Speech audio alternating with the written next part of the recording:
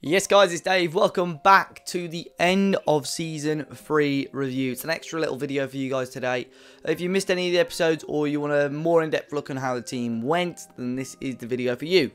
As always, make sure you go and check out the sponsors, OneFootball. They've helped the channel out a lot. A link to those guys is in the top of the description down below. The best football app out there, in my opinion, for your live scores, your live football news. Obviously, with transfer deadline day now, obviously it'll have a big roundup of all of those transfers for you as well. Free on Android and iOS. A link at the top of the description.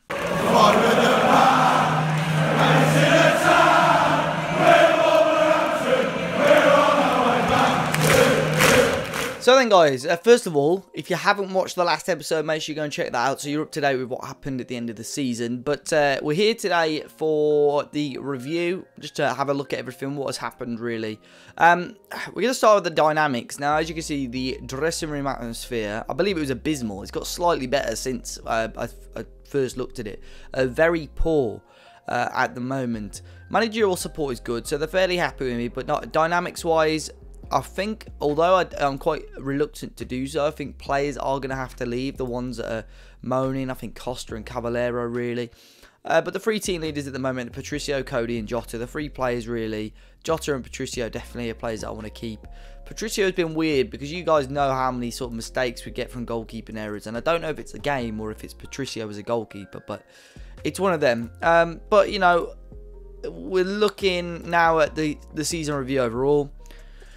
Wolves have been expected to settle comfortably into mid-table obscurity heading into the season, and things went exactly as anticipated. Wolves ultimately finished where many had expected them to at the start of the season, but having been in the relegation zone at one point, it could have got a lot worse for them. And of course we did. We started off really poorly at the start of the season. It took us a while, to actually start picking up form and get out of that trouble. We had a horrible run of fixtures.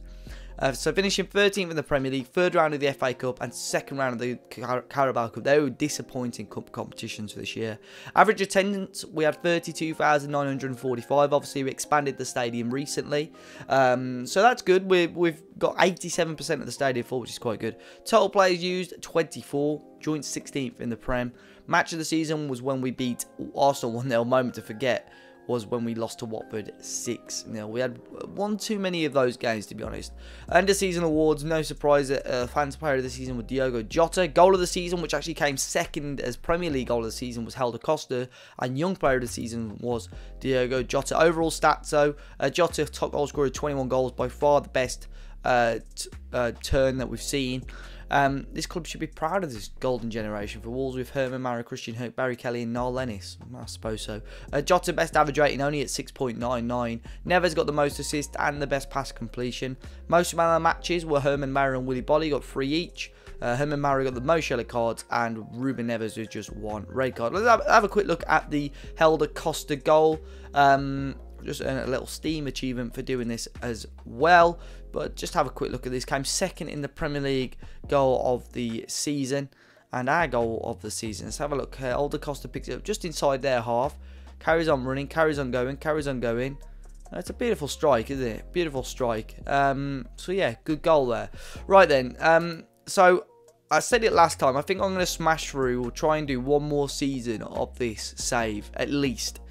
And if we don't really achieve anything, you know, I've got plans for extra things for Football Manager after this save. So if we don't really achieve much in the next season, then I think that's going to be it. So it's a big season. I still want to do really well. I've never, you know, won Premier Leagues or won Champions Leagues with Wolves on Football Manager. The closest we got was last year with the Wolves AWE save. So it's big. It's a big thing for me. So team stats overall, though, we scored 44 goals, the 15th highest in the league. Goals conceded was 70. Our goal difference was poor. It was outside of, you know, other than Leicester, it was the poorest outside the relegation zone. And we only got 1 red card all season, which I don't think is too bad at all.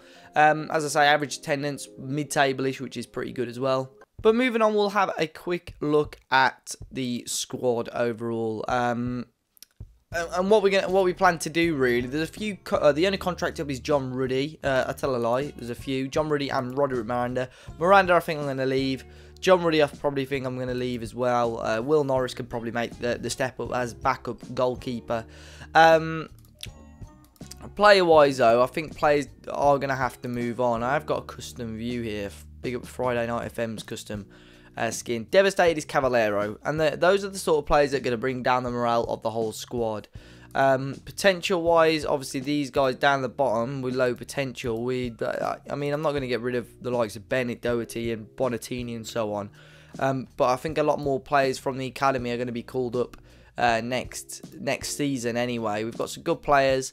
I think tactically we're going to have to strip it back and try something different. Appearance-wise, Willy Bolly played the most games alongside Diogo Jota. Most goals, Jota by far. I mean, without him, we would have gone down this season. Look at that, 21 goals, and its closest person got just 4 goals. That is ridiculous. Assists, Ruben Neves with 7, Matt Doherty with 5. Was that number of mistakes made? Matt Doherty made a fair few. Kitolano, Neves, Herman Mara. He made the lowest mistakes, but still played a good amount of games. Conor Cody only made 10 mistakes in 24 games. Willy Bolly. And where's Patricio? Does it not really count his? Yeah, one of them. But obviously, we've got players now in the under-23s that are probably going to try and make that step up. So potential-wise, I mean, Dong De-hee, he's 20 years of age now. I actually like his attributes, this guy, but mentally he's poor. Physically and technically he's okay in the areas that we need him to be. So I don't know, he could be an outsider, but his contract's up actually. I'm actually going to give him quickly give him a contract. See what we can do for him if he wants to accept that. Let's quickly do that. Only because I think he's actually got a little bit of something about him. Callum Thompson as well, central midfielder. He's not too bad either. He's not too bad, but again mentally he's quite poor. So a lot of the under-23s aren't actually that great. But then you've got players here. I mean, I'm looking at some of these. This guy could make the step up. Chad Rowley. I actually think he's a really good player. Arguably better than Dong De-hee at the age of 16. So I think he'll get some game time in pre-season and probably break into the first team as well. As I say, dynamics, match cohesion, managerial support, good dressing room, atmosphere is poor. Wide age amongst players, many nationalities, contrasted personalities. That's the main reason, really. Quickly look at the board confidence about everything as well before we wrap up. Club issues, job value is extremely low, mainly because it's quite cheap for them to sack me. Competition performance, I think they're satisfied. Premier League, they are 53%. FA Cup and Carabao Cup, about 32%. So I think they and me as well, we all wanted a better run in the cups this year. Transfer activity, I mean, we're not bringing players in, which is annoying. Tactics, they've not really said much about that. But look at this, the overall balance. They've given us £70 million, and I can't spend a penny of that this season, which is so frustrating. It really is. I mean, and let's have a look at how the season went for us. Obviously, started off the season with a win against Middlesbrough. In the end, went down, and then we didn't win another game until the start of October. Had a horrible run of fixtures, though. City, Liverpool, Arsenal, Chelsea, Spurs in there. And then obviously we picked up our form against teams we needed to, and then we won 1 game since. I mean, 3 games all from the start of the year, which is really disappointing. So we've got a lot to build on. We've got a lot to do. We're going to look at players. I'm not going to be scared to sell players now if I don't think they're going to be good enough or giving us a negative reaction to the team, and it's going to bring us down. We've got a big season now. The teams coming up is either going to be Leeds or Brentford alongside Burnley or Swansea. Obviously, Swansea we have some great games against. In the end, West Brom went down, Cardiff went down, Middlesbrough went down, Villa got European football, so that's a big step for them. With their squad.